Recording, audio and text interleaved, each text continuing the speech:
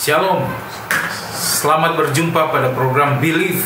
Hari ini kita akan mendengarkan firman Tuhan. Saya memberikan tema firman Tuhan adalah tetap bersinar dalam kegelapan. Yesaya 60 ayat 1 berkata demikian, bangkitlah menjadi teranglah, sebab terangmu datang dan kemuliaan Tuhan terbit atasmu.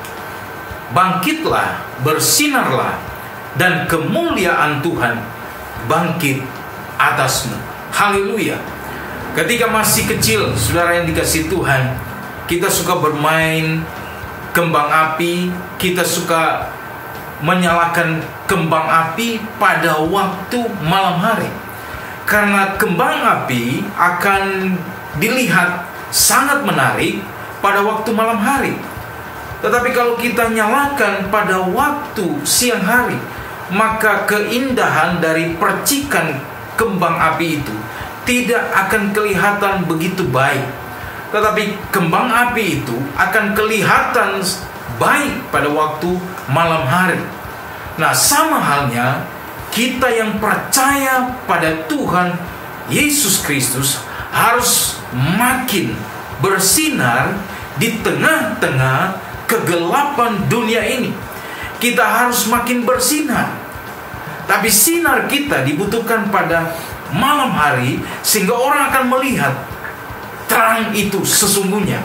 Nah, saudara yang dikasihi Tuhan, bagaimana respon kita dalam hidup yang penuh dengan tantangan dan kesulitan hari-hari ini?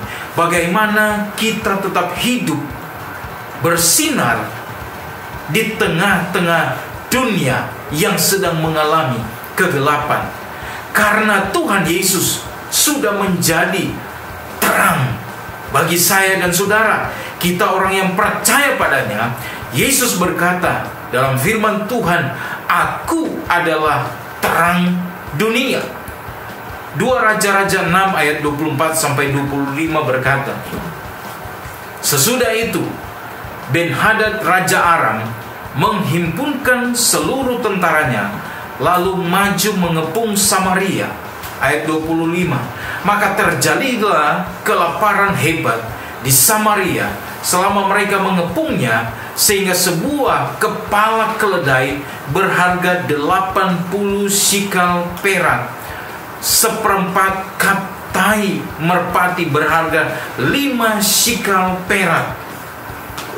Dalam 2 Raja-Raja 6 ayat 24-25 muncul keadaan masa-masa yang sukar, masa-masa yang sulit bagi bangsa Israel. Karena bangsa Israel dikepung oleh musuh bangsa Aram, yaitu Ben-Hadad. Pemerintahan kota Israel adalah Samaria. Maka Samaria ini dikepung oleh Ben-Hadad, dikelilingi oleh musuh. Orang Samaria tidak bisa keluar untuk mencari makanan. Tidak bisa, perekonomian mereka mati karena sudah tertutup akses mereka untuk keluar. Sama halnya dengan waktu beberapa negara menghadapi COVID-19 ini. Mereka melockdown satu kota, tidak bisa keluar masuk dengan seenaknya saja. Nah, kita bisa bayangkan Samaria dikepung oleh musuhnya, sehingga tidak mudah untuk keluar, dan tidak ada seorang pun yang bisa melewati batas kota karena mereka telah dikepung. Bahan makanan mereka makin menipis, makin sedikit, karena tidak ada pasokan dari luar bisa masuk, karena musuh telah mengepung Samaria. Terjadi kelaparan yang hebat, terjadi krisis yang luar biasa. Contoh dalam Alkitab tadi, kepala keledai harganya mahal sekali, 80 shikal perak. Jika dihitung jumlah 80 shikal ke dalam mata uang, Indonesia hari ini hanya kepala keledai saja bisa mencapai 12.780.000. Hanya sebuah kepala keledai. Saudara, kalau kita makan kepala, itu banyak tulangnya ketimbang dagingnya. Tetapi ini krisis ekonomi yang luar biasa terjadi, kesulitan yang luar biasa terjadi kepada Samaria. Padahal kepala keledai itu, kita lihat, orang tidak bisa nikmati. Bahkan karena krisis luar biasa, sampai-sampai 2 orang ibu janjian mereka untuk memakan anaknya sendiri. Hari ini kita makan anakmu, besok kita makan anakku. Jadi mereka janjian supaya perut mereka bisa terisi, supaya mereka mendapatkan kekuatan. Saking situasi yang tidak baik, apa respon negatif dari pemimpin Samaria? Ayat 31 berkata, Raja Samaria emosi kepada Elisa bahwa dia akan memenggal kepala Elisa, dia akan bunuh. Lihat, seorang raja karena begitu tekanan luar biasa, maka dia akan membunuh Elisa. Dia berkata, aku akan memenggal kepala Elisa, dia akan kubunuh. Ayat 31 dalam 2 Raja-Raja 6 ayat 31, lalu berkatalah raja, beginilah kiranya Allah menghukum aku, bahkan lebih daripada itu, jika masih tinggal kepala Elisa bin Safat di atas tubuhnya pada hari ini. Kita harus hati-hati ketika masa-masa sukar, emosi kita makin memuncak. Kita gampang marah, kita gampang tersinggung. Kenapa? Karena kita sedang ada di dalam situasi yang tidak baik. Hati-hati di masa-masa sukar. Jangan kita saling menyalahkan, jangan kita saling menghakimi, jangan kita saling menyerang satu dengan yang lain. Ayat 33 berkata demikian, Raja Samaria bukan hanya menyalahkan Elisa, tapi juga menyalahkan Tuhan dengan situasi yang terjadi. Jangan pernah menyalahkan Tuhan. Ayat 33 berkata, selagi ia berbicara dengan mereka, datanglah raja mendapatkan dia. Berkatalah raja kepadanya, sesungguhnya malapetaka ini adalah dari Tuhan. Mengapa aku berharap kepada Tuhan lagi? Lihat saudara yang dikasihi Tuhan, dalam keadaan apapun, situasi apapun, jangan pernah kita menyalahkan orang. Jangan pernah kita menyalahkan orang-orang yang ada di sekitar kita. Apalagi kita menyalahkan pemimpin-pemimpin rohani kita. Jangan pernah menyalahkan orang lain.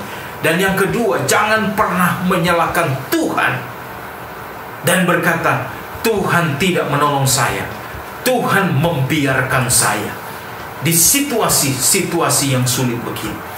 Ada 3 hal yang saya ingin bagikan bagi kita semua. Bagaimana kita tetap bersinar, bukan menjadi gelap di tengah-tengah masa yang sukar. Yang pertama, 2 Raja-Raja 7 ayat 1. Dengarlah firman Tuhan.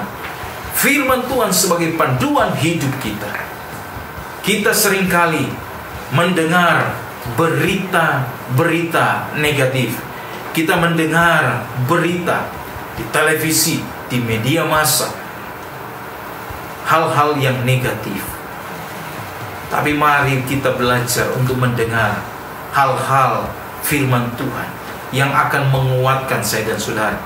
Mazmur 119 ayat 105 berkata, firman-Mu itu pelita bagi kakiku dan terang bagi jalanku. Keputusan-keputusan kita tidak pernah akan salah, karena ada firman yang menuntun kita. Yang kedua, bagaimana kita tetap bersinar, bukan semakin meredup ketika masa-masa sukar. Yang kedua adalah krisis diubah oleh Tuhan menjadi kelimpahan. 2 Raja-Raja pasal yang ke-7 ayat 3-8 berkata demikian. 4 orang yang sakit kusta ada di depan pintu gerbang. Berkatalah seorang kepada yang lain, mengapa kita duduk-duduk di sini sampai mati? Jika kita berkata baiklah kita masuk ke kota, padahal dalam kota ada kelaparan, kita juga akan mati di sana. Dan jika kita tinggal di sini, kita juga akan mati. Jadi sekarang, marilah kita menyeberang ke perkemahan tentara Aram. Jika mereka membiarkan kita hidup, kita akan hidup. Dan jika mereka mematikan kita, kita akan mati. Lalu pada waktu senja, bangkitlah mereka masuk ke tempat perkemahan orang Aram. Tetapi ketika mereka sampai ke pinggir tempat perkemahan orang Aram, tampaklah tidak ada orang di sana. Sebab Tuhan telah membuat tentara Aram itu mendengar bunyi kereta, bunyi kuda, bunyi tentara yang besar. Lihat, saudara yang dikasihi Tuhan, keempat orang kusta ini memiliki satu sikap yang optimis, bukan pesimis. Mereka berkata, kalau kita diam di sini, kita juga akan mati. Masuk ke Samaria, kita akan mati. Kita pergi ke tentara Aram juga. Kalau mereka membiarkan kita hidup, kita akan hidup.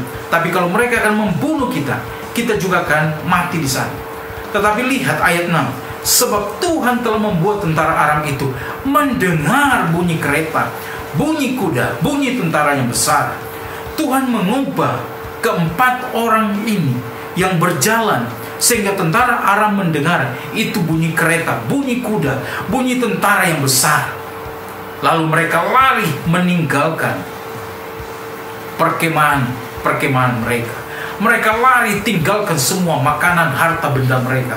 Tentara Aram tinggalkan. Dan keempat orang kusta ini, mereka masuk, mereka mendapati sudah tidak ada orang lagi.